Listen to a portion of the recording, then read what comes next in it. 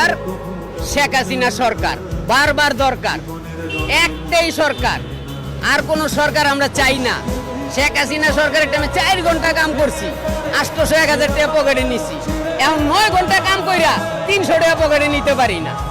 নাইলে বন্যা দেখেন পকেটে কয় টাকা আছে। এই যে সকালে বাইরেছি 400 টাকা পকেটে নাই। বাল বাচ্চা কি খাইব? 15,000 টাকা ঋণ।